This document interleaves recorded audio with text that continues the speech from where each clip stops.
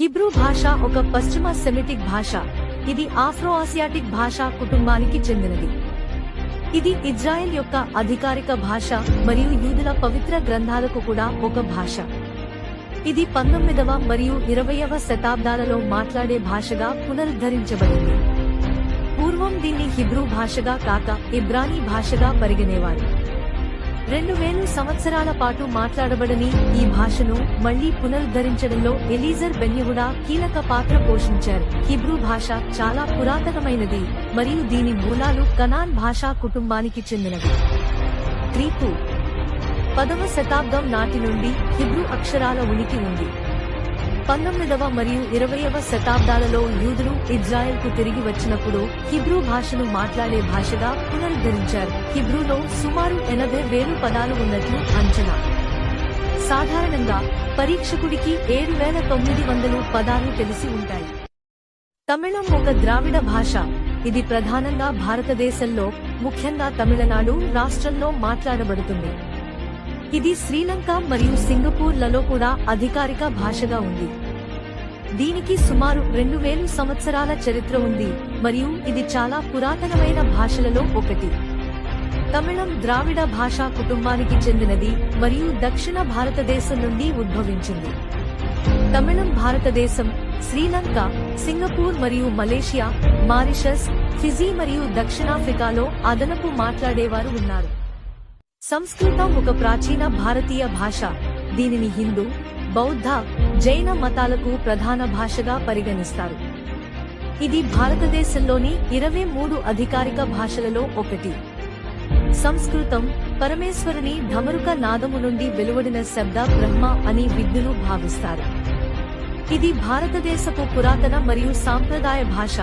దీనిలో ప్రపంచంలోని మొట్టమొదటి గ్రంథం ఋగ్వేదం సంకలనం చేయబడింది. వేదాలలో ఉపయోగించే భాష వేద సంస్కృతం.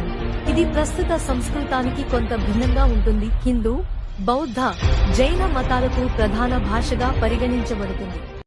ఈజిప్షియన్ భాష అనేది ఆఫ్రోఏషియాటిక్ భాషా కుటుంబానికి చెందిన అంతరించిపోయిన భాష.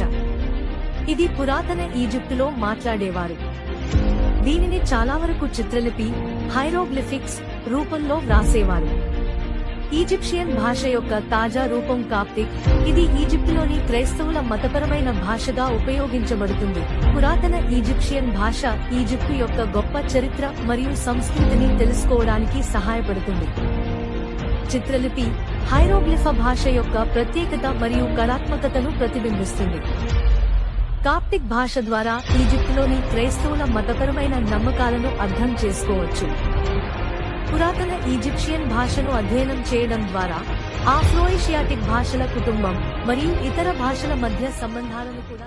లోవా భాష లోయ్ అనేది నేపాల్లో మాట్లాడే ఒక స్థిరమైన స్వదేశీ భాష. ఇది సినో-టిబెటన్ భాషా కుటుంబానికి చెందినది. లోవా మాట్లాడేవారు తమను తాము లోబా లేదా లోవా అని పిలుచుకుంటారు మరియు వారి భాషను లోకే లేదా గ్లోస్కార్డ్ అని పిలుస్తారు. లోవా భాష లోమంథాంగ్ మున్సిపాలిటీలో మాట్లాడతారు. ఇది నేపాల్లోని ముస్తాంగ్ జిల్లాలో, ముఖ్యంగా ఉత్తర ముస్తాంగ్ మరియు దక్షిణ ముస్తాంగ్, బహ్రగాన్లే ప్రాంతాలలో మాట్లాడబడుతుంది. లోవా భాష సైనో-టిబెటన్ భాషా కుటుంబానికి చెందినది. లోవా భాష ఒక స్థిరమైన భాష, అంటే ఇది ఇంకా మాట్లాడబడుతోంది మరియు ప్రజలు దానిని తమ మొదటి భాషగా టర్కిక్ భాష. ఇది టర్కీ, సైప్రస్ మరియు మధ్యప్రాచ్యంలోని ఇతర ప్రాంతాలలో మాట్లాడతారు. ఇది ఒట్టోమన్ టర్కిష్ భాష నుండి అభివృద్ధి చెందింది మరియు ఇది ప్రపంచవ్యాప్తంగా 80 మిలియన్లకు పైగా ప్రజలచే మాట్లాడబడుతుంది. టర్కిష్ భాష టర్కిక్ భాషా కుటుంబానికి చెందినది. దీనిలో అజర్బైజాన్, కజక్, కిర్గిజ్, తుర్క్మెన్ మరియు ఉజ్బెక్ భాషలు ఉన్నాయి. టర్కిష్ భాష యొక్క మూలాలు పురాతన టర్కిక్ భాషలలో ఉన్నాయి మరియు ఇది ఒట్టోమన్ సామ్రాజ్యం ద్వారా మరింత అభివృద్ధి చెందింది. టర్కిష్ భాషలో లాటిన్ వర్ణమాల ఆల్ఫాబెట్ ఉపయోగించబడుతుంది. దీనిలో 29 అక్షరాలు ఉన్నాయి. టర్కిష్ భాషలో వ్యాకరణం, గ్రామర్ చాలా సులభం. ఇది పదాల క్రమబద్ధత, వర్డ్ ఆర్డర్ ద్వారా పదాల అర్థాలను సూచిస్తుంది. గ్రీకు భాష అనేది ఒక ఇండో యూరోపియన్ భాష. ఇది ముఖ్యంగా గ్రీస్లో మాట్లాడతారు. ఇది చాలా పురాతనమైన భాష మరియు దీని చరిత్ర సుమారు 3400 సంవత్సరాల క్రితం ప్రారంభమైంది. గ్రీకు భాష పాశ్చాత్య సంస్కృతి మరియు సాహిత్యంపై గణనీయమైన ప్రభావాన్ని చూపింది. గ్రీకు భాషకు పురాతన దశ ఉంది, ఇది మైసెనియన్ కాలంగా కూడా పిలువబడుతుంది. ఇది సిలబిక్ లిపిలోని పాఠాలు 14వ శతాబ్దం BCE నుండి ఉన్నాయి. గ్రీకు భాష పాశ్చాత్య సంస్కృతి మరియు సాహిత్యంపై గొప్ప ప్రభావాన్ని చూపింది.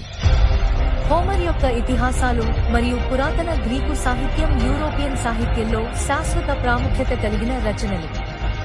విజ్ఞాన శాస్త్రం మరియు తత్వశాస్త్రంలోని అనేక ఆంగ్ల భాష లేదా ఇంగ్లీష్ భాష ఒక గ్లోబల్ భాషగా విస్తృతంగా ఉపయోగించబడుతోంది.